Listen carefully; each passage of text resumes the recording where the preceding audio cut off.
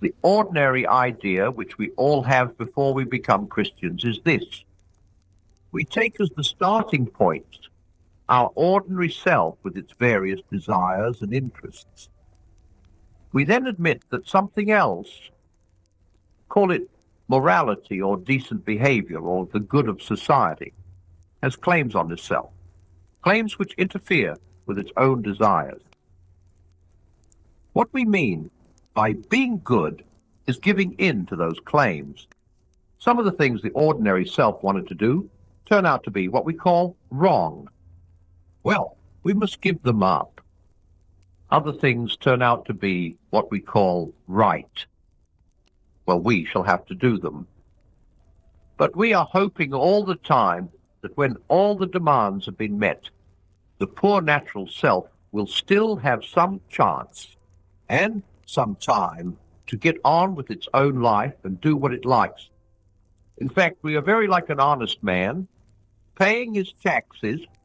He pays them all right, but he does hope that there will be enough left over for him to live on, because we are still taking our natural self as the starting point. As long as we are thinking that way, one or the other of two results is likely to follow. Either we give up trying to be good, or else we become very unhappy indeed. For make no mistake, if you are really going to try to meet all the demands made on the natural self, it will not have enough left over to live on. The more you obey your conscience, the more your conscience will demand of you. And your natural self, which is thus being starved and hampered and worried at every turn, will get angrier and angrier. In the end, you will either give up trying to be good, or else become one of those people who, as they say, live for others, but always in a discontented, grumbling way, always wondering why the others do not notice it more, and always making a martyr of yourself. And once you have become that, you will be a far greater pest to anyone who has to live with you than you would have been if you had remained, frankly, selfish. The Christian way is different, harder and easier. Christ says, give me all. I don't want so much of your time and so much of your money and so much of your work. I want you. I have not come to torment your natural self, but to kill it. No half measures are any good. I don't want to cut off a branch here and a branch there. I want to have the whole tree down. Hand over the whole natural self, all the desires which you think innocent, as well as the ones you think wicked, the whole outfit. I will give you a new self instead. In fact, I will give you myself. My own will shall become yours. Both harder and easier than what we are all trying to do. You have noticed, I expect, that Christ himself sometimes describes the Christian way as very hard, sometimes as very easy. He says, take up your cross. In other words, it is like going to be beaten to death in a concentration camp. Next minute he says, my yoke is easy and my burden light. He means both. And one can just see why both are true. Teachers will tell you that the laziest boy in the class is the one who works the hardest in the end. They mean this. If you give two boys, say, a proposition in geometry to do, the one who is prepared to take trouble will try to understand it. The lazy boy will learn it by heart because, for the moment, that needs less effort. But 6 months later, when they are preparing for the exam, that lazy boy is doing hours and hours of miserable drudgery over things the other boy understands and positively enjoys in a few minutes. Laziness means more work in the long run. Or look at it this way. In a battle or in mountain climbing, there is often one thing which it takes a lot of pluck to do But it is also, in the long run, the safest thing to do. If you funk it, you will find yourself hours later in far worse danger. The cowardly thing is also the most dangerous thing. It is like that here. The terrible thing, the almost impossible thing, is to hand over your whole self, all your wishes and precautions, to Christ. But it is far easier than what we are trying to do instead. For what we are trying to do is to remain what we call ourselves, to keep personal happiness as our great aim in life, and yet at the same time be good. We are all trying to let our mind and heart go their own way, centered on money or pleasure or ambition, and hoping, in spite of this, to behave honestly and chastely and humbly. And that is exactly what Christ warned us you could not do. As he said, a thistle cannot produce figs. If I am a field that contains nothing but grass seed, I cannot produce wheat. Cutting the grass may keep it short, but I shall still produce grass and no wheat. If I want to produce wheat, the change must go deeper than the surface. I must be plowed up and resown.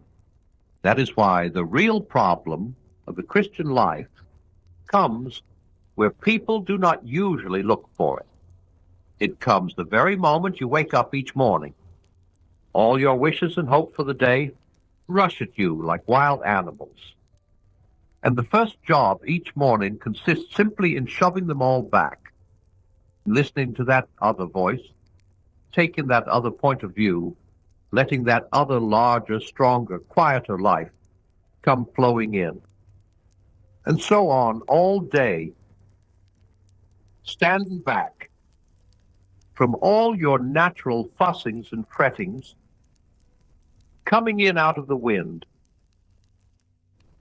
We can only do it for moments at first, but from those moments, the new sort of life will be spreading through our system, because now we are letting him work at the right part of us. It is the difference between paint, which is merely laid on the surface, and a dye or stain, which soaks right through. He never talked vague, idealistic gasp. When he said, "Be perfect," he meant it. He meant that we must go in for the full treatment. It is hard, but the sort of compromise we are all hankering after is harder. In fact, it is impossible. It may be hard for an egg to turn into a bird. It would be a jolly sight, harder for it to learn to fly while remaining an egg. We are like eggs at present. You cannot go on indefinitely being just an ordinary, decent egg. We must be hatched or go bad. May I come back to what I said before? This is the whole of Christianity. There is nothing else. It is so easy to get muddled about that. It is easy to think that the church has a lot of different objects: education, building, missions, holding services. Just as it is easy to think the state has a lot of different objects: military, political, economic, and whatnot. But in a way, things are much simpler than that. The state exists simply to promote and to protect the ordinary happiness of human beings in this life.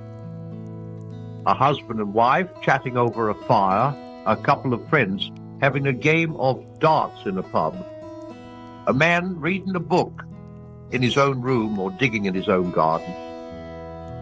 That is what the state is there for. And unless they are helping to increase and prolong and protect such moments, all the laws, parliaments, armies, courts, police, economics, etc., are simply a waste of time. In the same way, the church exists for nothing else but to draw men into Christ, to make them little Christs. If they are not doing that, all the cathedrals, clergy, missions, sermons, even the Bible itself, are simply a waste of time. God became man for no other purpose. It is even doubtful, whether the whole universe was created for any other purpose. It says in the Bible that the whole universe was made for Christ, and that everything is to be gathered together in him. I do not suppose any of us can understand how this will happen as regards the whole universe. We do not know what, if anything, lives in the parts of it that are millions of miles from this earth. Even on this earth, we do not know how it applies to things other than men. After all, that is what you would expect. We have been shown the plan only insofar as it concerns ourselves.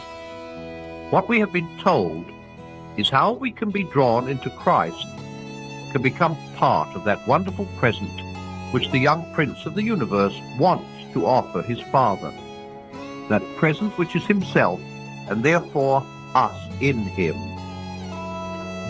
It is the only thing we were made for. And there are strange, exciting hints in the Bible that when we are drawn in, a great many other things in nature will begin to come right. The bad dream will be over. It will be morning.